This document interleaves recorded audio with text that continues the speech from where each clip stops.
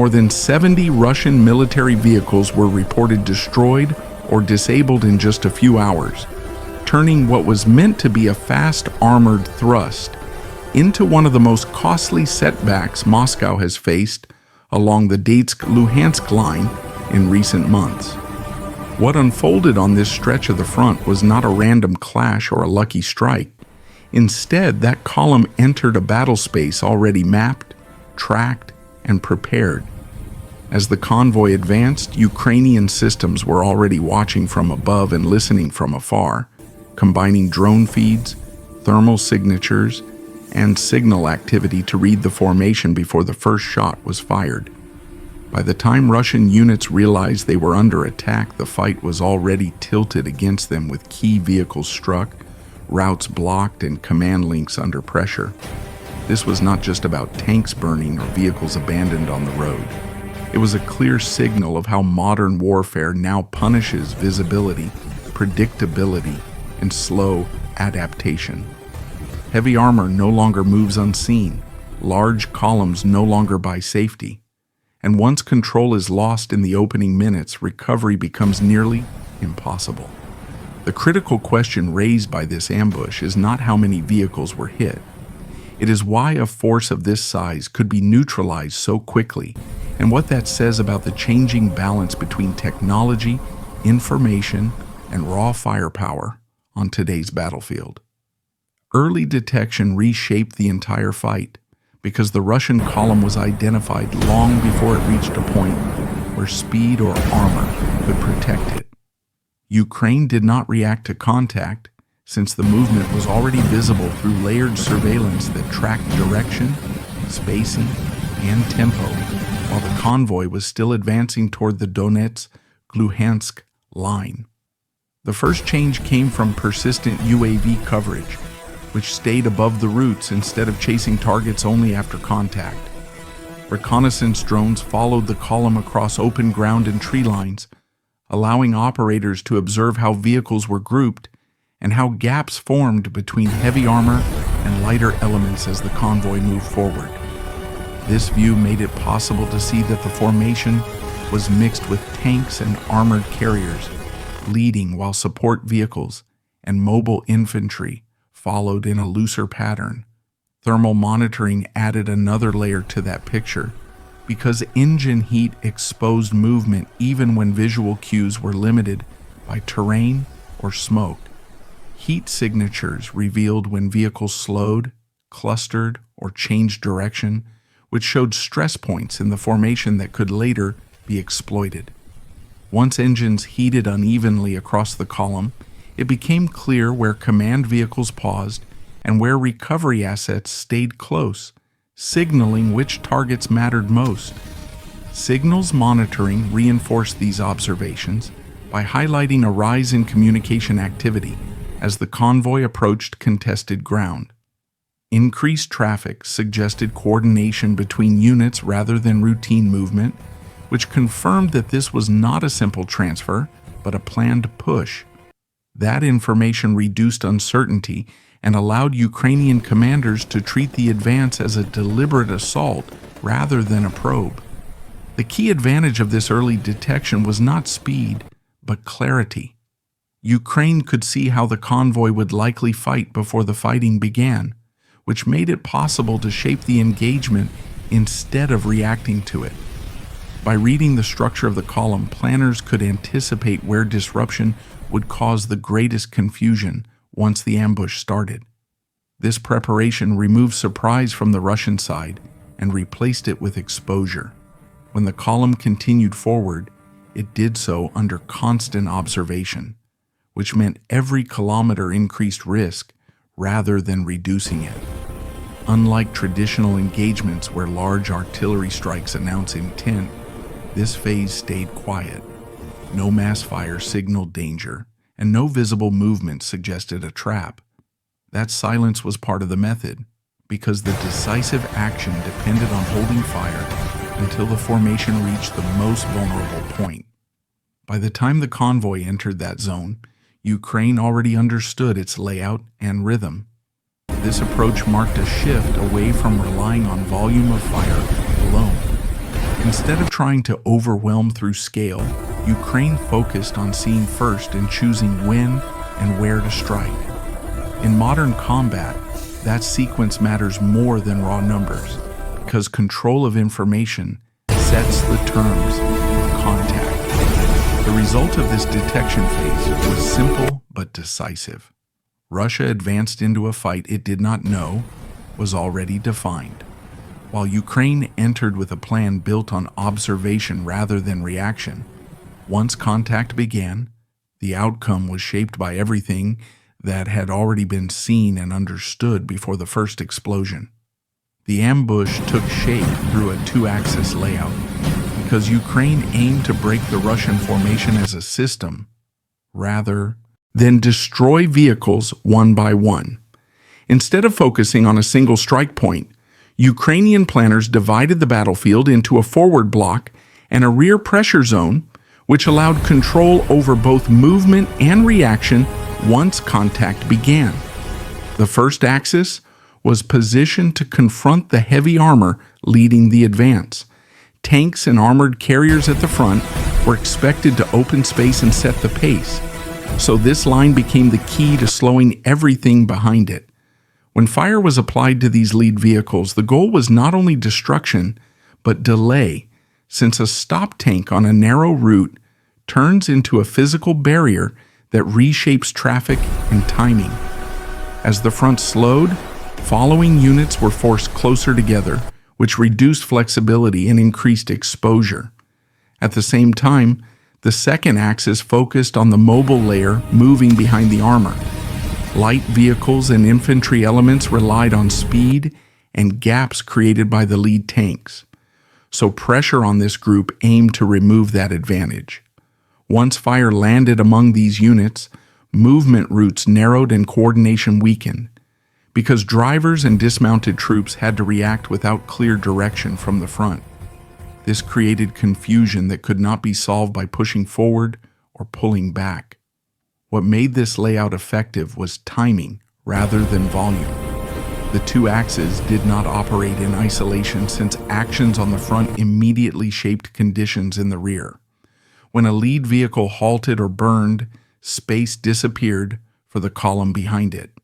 And when the rear came under pressure, the front lost support and awareness. Each axis reinforced the other, turning the formation into a compressed mass instead of a flowing advance. This approach denied Russia the option to reorganize under fire. A force can recover from losses if it can pause, regroup, and restore links between units, but that requires space and time. The two-axis design removed both, because any attempt to adjust in one direction increased risk in the other.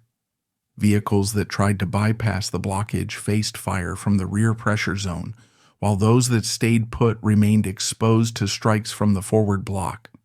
Control of terrain played a quiet but critical role in this phase. Ukraine selected positions that limited detours and forced vehicles to remain within predictable paths. As the convoy entered these areas, movement choices narrowed and every decision carried visible consequences. This environment favored the ambush, since predictability made targeting faster and responses slower. The result was a rapid loss of tactical cohesion. Russian units could still move and fire in isolated moments, but they could no longer act as a single force. Command signals struggled to translate into action once vehicles were separated by damaged smoke and blocked routes. Without a clear picture of what was happening across the column, coordination broke down at the moment it was most needed. This breakdown explains why the engagement escalated so quickly. When formations lose internal links, pressure multiplies rather than spreads out. Every hit creates new obstacles, and each obstacle feeds the next disruption. The two-axis ambush exploited this dynamic by striking where recovery depended on cooperation. In the end, the formation was not defeated by a single blow. The collapse of the forward line decided the battle within minutes, because once the lead vehicles were neutralized, The rest of the column lost direction and purpose. Russian T-72 tanks, BTR carriers, and MTLB vehicles at the front were hit early, which stopped momentum and removed the protective screen that the rest of the force depended on to move safely. The first effects were physical and immediate. When a tank at the head of a column was disabled, the road space behind it vanished, and vehicles following had no clear path forward or backward. Smoke, debris, and burning fuel narrowed visibility, which forced crews to slow down and cluster closer together. That compression turned an organized advance into a static target area within a very short window. Loss of the forward line also disrupted awareness. Lead elements normally absorb contact and pass information back, but once those vehicles were knocked out, the flow of updates stopped. Crews behind them could not see what had been hit or where fire was coming from, and radio messages became fragmented under pressure. This uncertainty spread faster than any physical damage because hesitation replaced movement at the moment speed mattered most. Precision fire deepened that effect by striking nodes rather than chasing every vehicle. Artillery and drones focused on command vehicles and control points, which stripped the formation of coordination instead of simply reducing numbers. When a commander vehicle went silent or a relay point was destroyed, units behind it were left acting on guesswork. Orders that arrived late or not at all caused vehicles to react on instinct rather than plan. This is where the forward collapse became irreversible. A unit can continue to fight with losses, but it cannot continue to advance without control.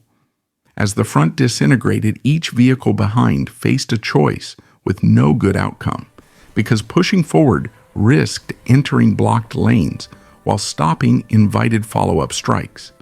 Neither option restored coherence. Drones added pressure by maintaining constant contact on exposed positions. Once lead armor stopped, overhead systems marked targets and passed data to firing units in real time. That feedback loop shortened response times and removed the need for correction fire. Hits landed where movement slowed or vehicles clustered, which reinforced the breakdown already underway. The destruction of the forward screen also exposed support vehicles that were never meant to take direct fire. Recovery assets and ammunition carriers moved closer as the column slowed, which placed them within reach of precision strikes. When these vehicles were disabled, the chance of restoring mobility dropped sharply because damaged armor could no longer be pulled out or resupplied. At this stage, the formation was no longer a single force. It became a series of isolated pockets reacting independently under stress. Some crews attempted to maneuver around obstacles, while others stayed in place hoping for orders or cover.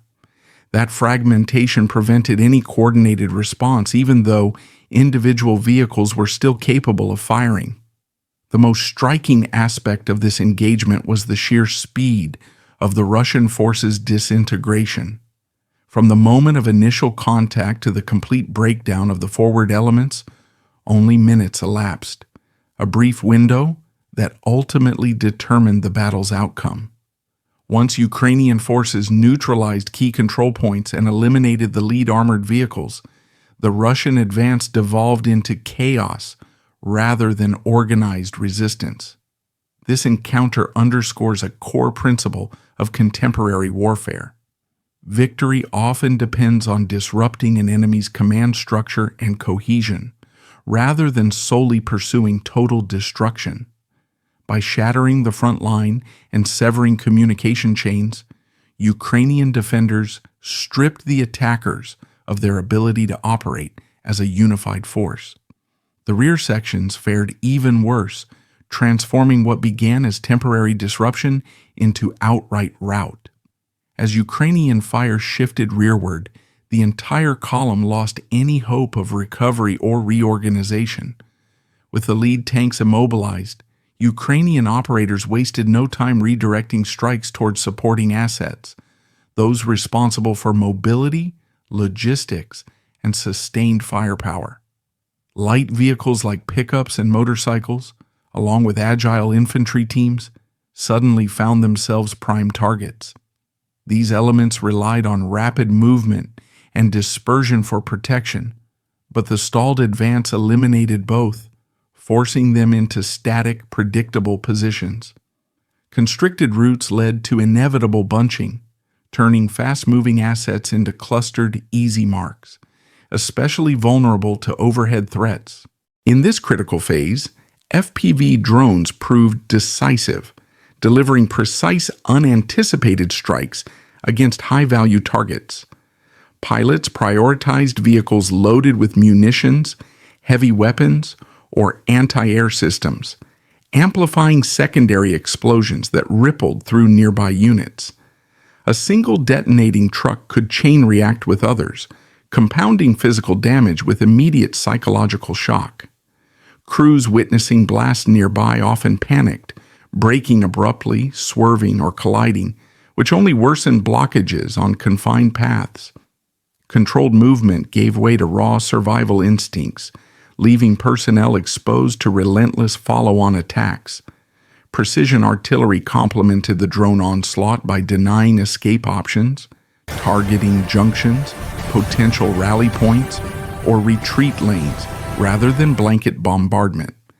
Each guided strike narrowed the attacker's choices, trapping them in areas under constant aerial surveillance. This synergy, drones dominating the skies and artillery controlling the ground, created an inescapable kill zone. Attempts to flee ran into barriers or incoming shells. Halting invited precise drone hits. No neutral ground existed for regrouping or reestablishing command. Logistical and support vehicles bore the brunt here. As the column bogged down, resupply and recovery units pushed forward, hoping to restore momentum, only to become priority targets themselves.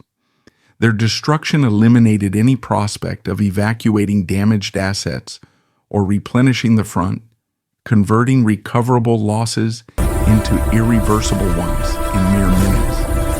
The unrelenting pace of drone waves was key.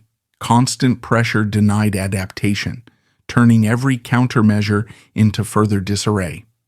Russian coordination frayed as elements isolated themselves, some dismounting for cover, others staying mounted in vain hopes of breakthrough.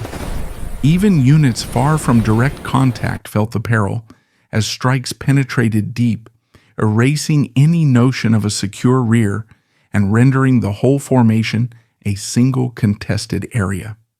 By the time smoke enveloped the trailing positions, Ukrainian forces had seized decisive advantage. What started as a bold armored thrust ended in fragmented desperation. Mobility lost its purpose, and firepower could no longer sustain unity.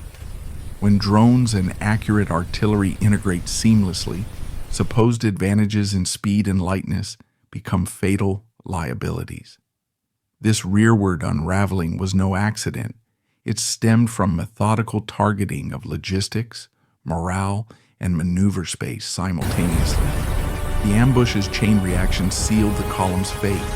Front blocked, rear demolished, no recovery possible. Control, not prolonged attrition, dictated the result. Video evidence confirms the engagement ended swiftly. Most Russian vehicles were destroyed or abandoned early, halting the advance far short of objectives. Surviving assets often lay immobilized amid debris, blocking paths and obscuring sight lines. Crews attempting repositioning encountered impassable wreckage. Those holding position endured ongoing aerial harassment. Without intact recovery teams, disabled earlier, these became permanent write-offs, escalating tactical hits into broader operational costs. Ukrainian control solidified rapidly, not via aggressive counterattack, but by denying any Russian reorganization. Wreckage and lingering smoke defined the field, with absent enemy activity signaling the threat's neutralization. Ukrainian losses stayed minimal, mostly minor damage, few casualties, highlighting how timing and preparation minimize risk in high-intensity clashes. The failed push rippled sector-wide. Dependent follow-ons stalled, granting defenders breathing room to reinforce. Circulating footage of stranded hulls and discarded gear eroded confidence in massed movements under pervasive surveillance. It forced a reckoning. Exposure now starts long before contact. This battle exemplifies evolving battlefield dynamics. Mass retains value, but surveillance and precision dominate progress. A sizable force unable to conceal intent or safeguard its tail proves brittle upon detection. With routes obstructed, commands severed, and salvage impossible, the offensive lost viability before full engagement. The fight concluded without extended pursuit. The attacker neutralized, terrain secured, danger averted. What lingers are stark lessons etched in scorched steel and quiet fields. This was more than isolated success. It signals modern warfare's new realities. Sheer numbers yield to information dominance and targeted strikes. Along the Donetsk-Luhansk axis, Ukraine fused early warning, overlapping reconnaissance, accurate fires, and multi-directional trapping to dismantle the Russian push at every layer. Lead armor halted and wrecked, supports pulverized by drones, cohesion shattered beyond repair. The result, not drawn-out slugging, but swift implosion from eroded control, despite remaining materiel. Though exact tolls await independent confirmation, footage and assessments indicate severe Russian attrition against negligible Ukrainian harm. The true significance lies in the template. Once mobility vanishes and choices evaporate, defeat follows inevitably. This prompts profound questions for the front and beyond. Can traditional armored columns function amid omnipresent drones and instant precision? Or must offensives evolve toward dispersed units, enhanced coordination, and robust anti-observation measures? Clarity remains elusive, and that ambiguity defines this pivotal era. Adaptation will determine who retains momentum and who bears the cost of outdated methods. Share your insights below. Like and distribute this analysis to those tracking contemporary conflict. Subscribe to World War History for in-depth coverage of active battles, emerging technologies, and the geopolitics driving today's wars.